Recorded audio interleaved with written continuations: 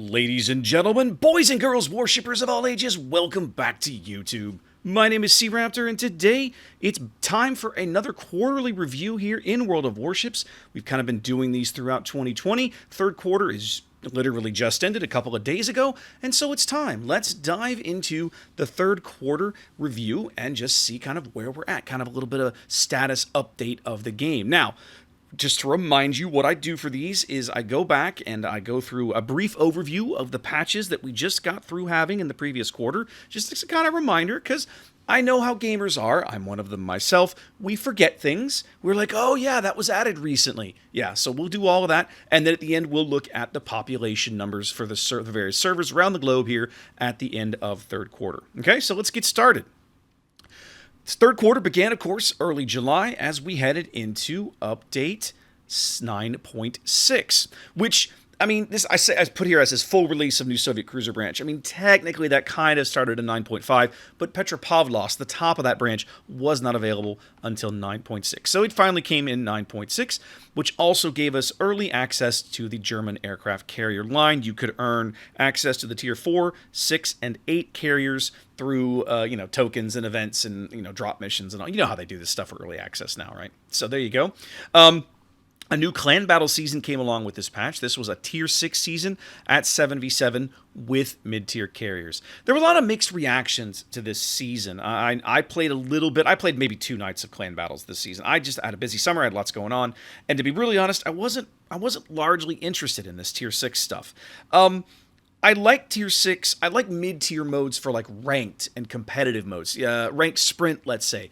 But for like the coordination of teams, I'm used to like tier 8 being the low end because all the way back to my old days playing Warship Supremacy League, and of course we've had a lot of tier 10 clan battles. So for me, going all the way down to tier 6 here felt kind of disingenuous by wargaming. So I didn't really participate in this season. Now I will say that I feel like going down to tier 6, where the carriers were not zero impact but less impactful, I think, did make a difference in some of the participation in this season. At the same time, I know the carrier was still impactful. I also know that we, as Kraken, were able to make a number of battleship compositions work. We pretty much did not play much carrier this season. We focused on a battleship strategy and made it work. So kudos to the guys in my clan here who made it work. I feel like that's a very valuable data point for wargaming to have. At the same time, I also know they had to tailor like their specific strategies to pull it off. So it kind of highlights what we always talk about, the utility, the spotting, the vision that a carrier brings in competitive play.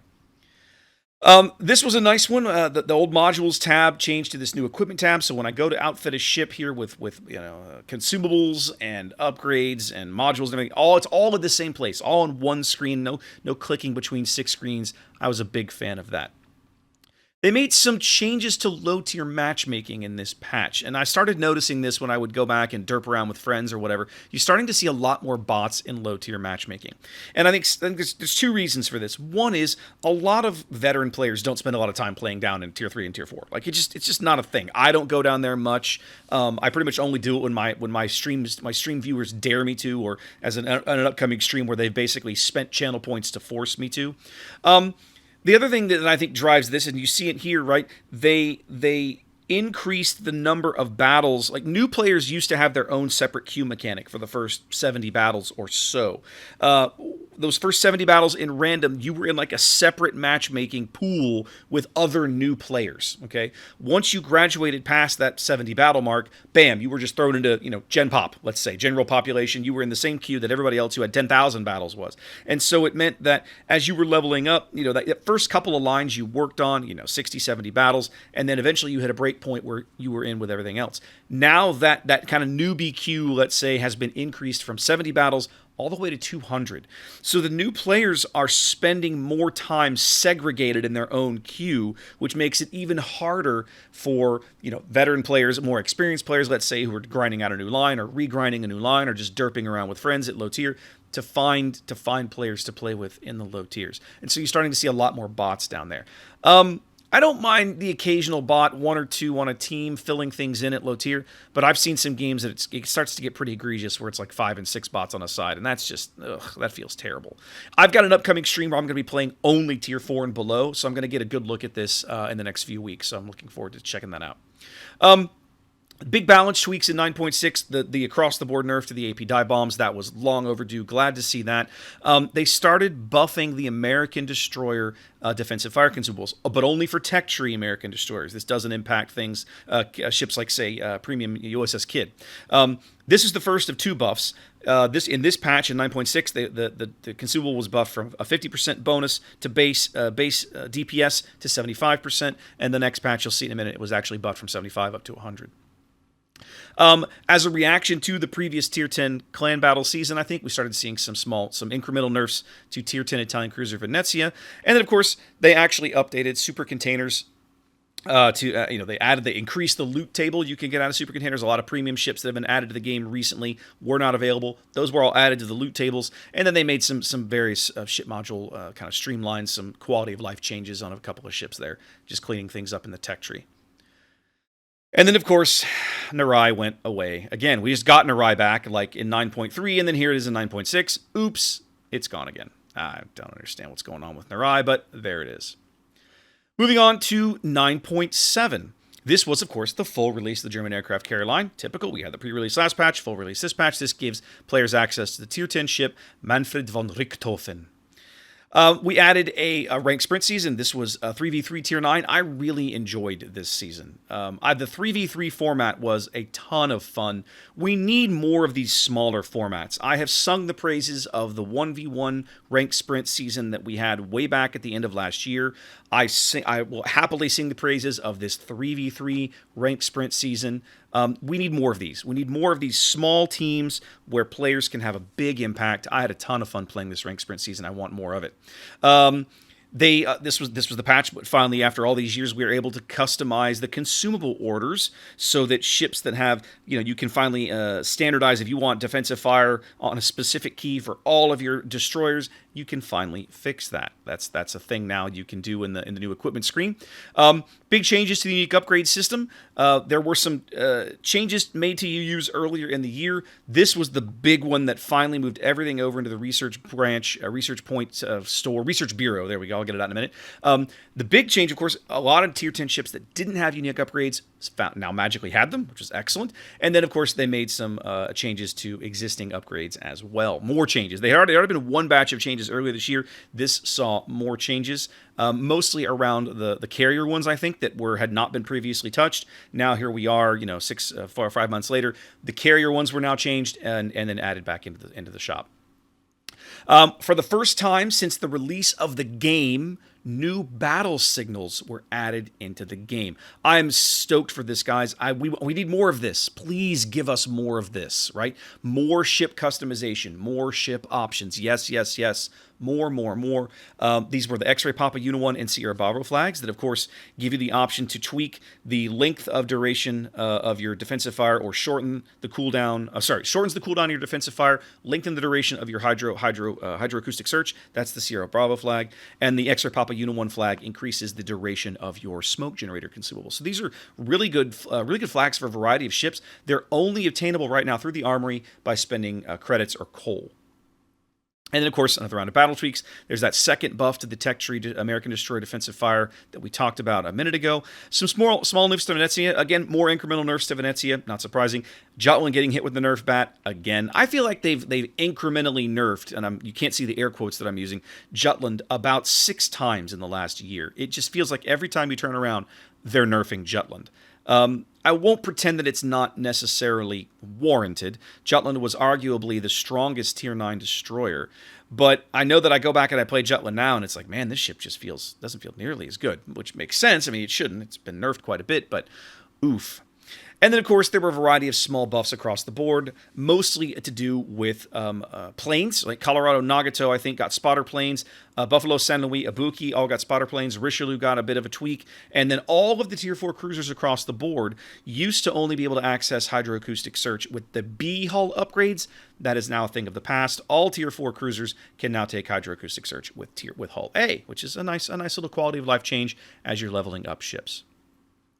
And then, of course, update 9.8, which we just literally left just a few days ago here.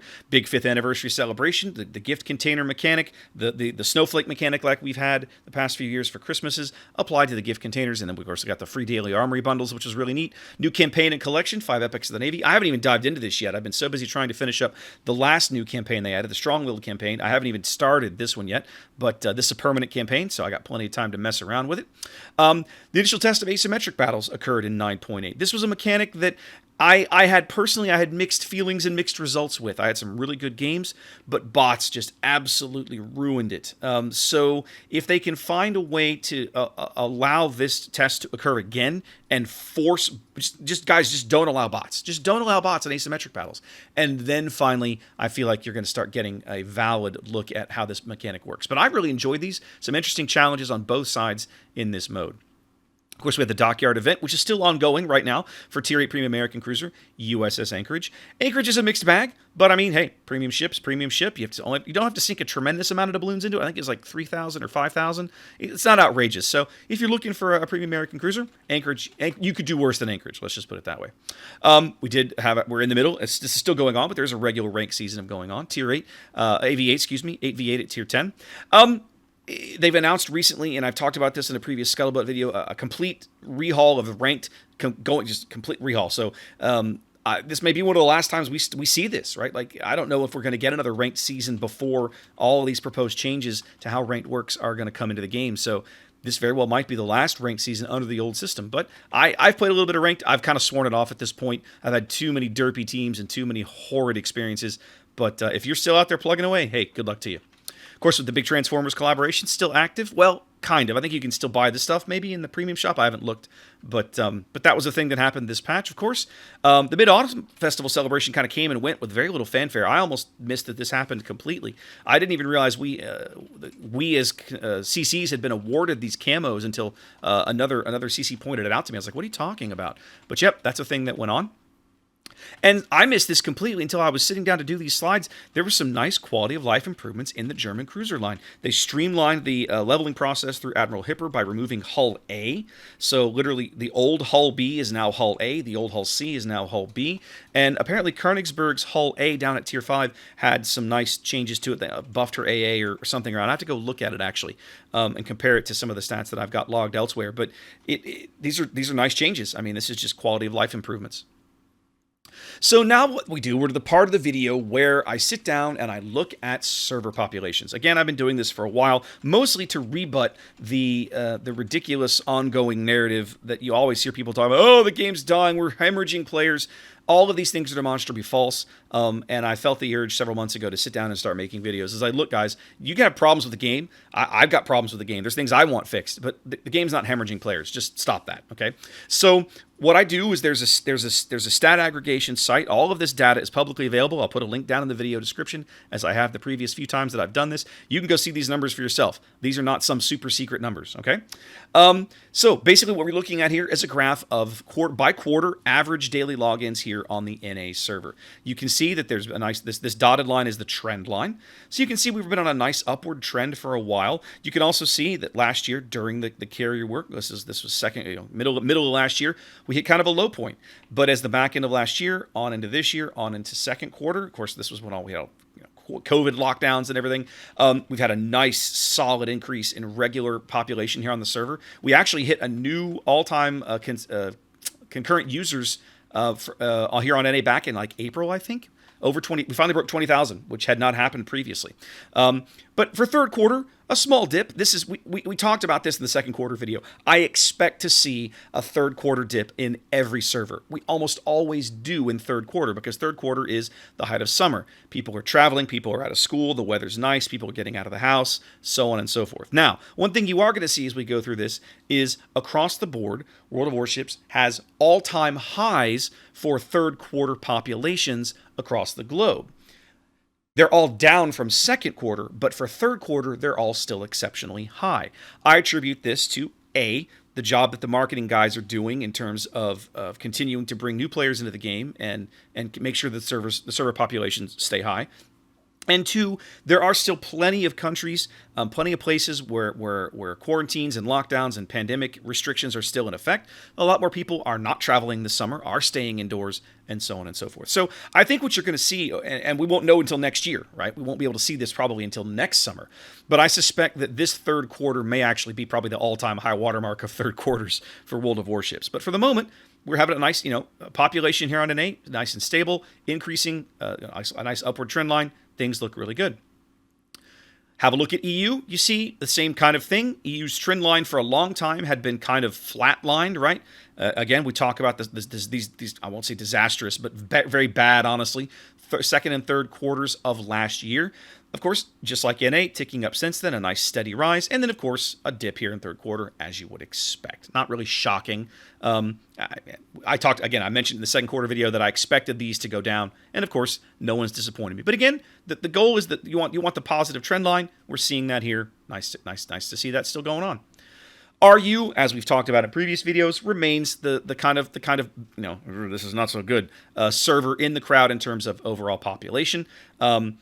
This is, again, one of their, not a bad third quarter in terms of it was better than last, worse than 2 years ago, worse than 2017, worse than 2016, worse than 2015. 2015 was back here at launch. So from an RU perspective, these are bad numbers, but RU's been on the downslope for a while. And as a Westerner, I don't know what to do here. Like this is not a problem that I have to solve. Obviously, this is a marketing problem that Wargaming, if they want to try and fix this, maybe they're happy with their RU population. I don't know. I couldn't tell you. But obviously, the trend line for a long time been going in the wrong direction. Doesn't seem to be any sign of changing. So there's that. Asia, on the other hand, of course, and we've talked about this in previous videos, a huge resurgence at the back end of last year. Actually, really kind of started with the carrier rework here in first quarter 2019. Some nice steady growth, and then on into the first of this year, just explosive growth here. I've seen Asia players complain about bots a lot, but I still refuse to believe that all of this growth is bot accounts. I can't imagine a world where we literally have 50% growth and that's all bots. That seems ludicrous on the face of it. Luckily, it's not my job to know these things. But either way, Asia, which for a long time, again, like EU, was pretty flat or kind of slightly backsliding in the wrong direction. Really nice growth here. Again, a small backslide in third quarter, not unexpected. I would expect this. We're talking about less than 1,000 players on average per day. Okay, it's not really surprising. So we'll see what the fourth quarter numbers look like, of course. But things looking good on Asia for the moment. This is the previous 4 graphs that you've seen all smashed onto one graph, just so it makes it easy to compare, right? To see the trend lines and everything between each server all the way back to launch of the game here, all the way to literally modern day. And what you see really is, once upon a time, EU and RU were the big servers, NA and Asia were kind of the small servers, and over time, NA has grown, Asia has, as we noted, had that explosive growth recently, RU has kind of fallen, and EU has kind of leveled out to where now you see that Russia, Asia, and NA are all very, very close in terms of average daily concurrent users, to the point where, these server populations on these 3 servers remains, just fairly comparable to each other, let's say. EU, of course, still the big daddy in terms of population, not surprising. It's very common for me to log in over there in prime time and see 26, 27, 30,000 players online. That's pretty awesome for a 5-year-old game, and I'm glad that they're able to maintain that population.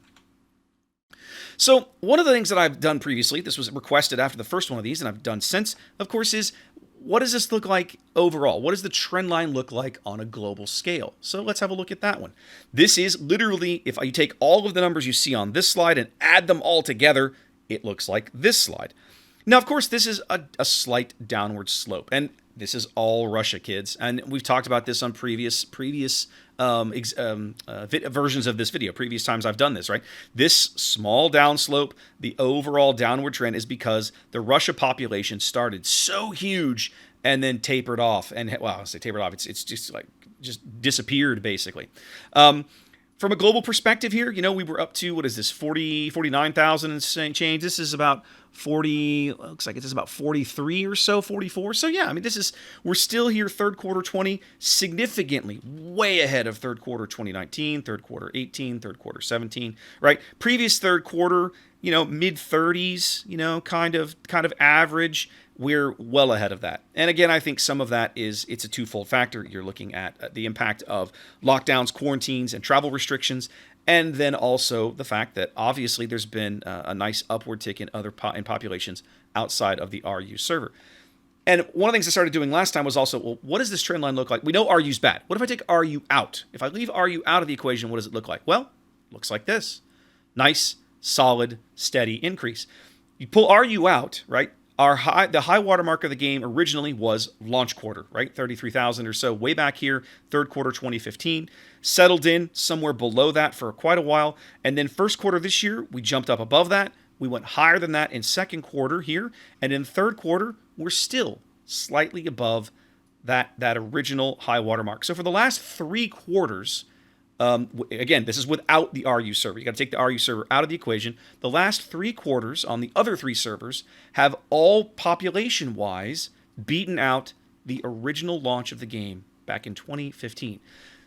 The last 3 quarters, this tells you that, you know, outside of Russia, World of Warships is more popular than it ever has been across again, outside of Russia. You know, so on Asia, North America, and EU, World of Warships is enjoying basically a high watermark in terms of popularity, logins, active users playing the game. That's great for Wargaming's bottom line. I've talked before about how the trouble that I feel like is that the impact this comes at, to some extent, at the cost of the veteran player base. I'm not going to rehash those points again. I talked fairly extensively about it back in the second quarter video, but I'll just point out here that. You know, a lot of veteran players have left the game.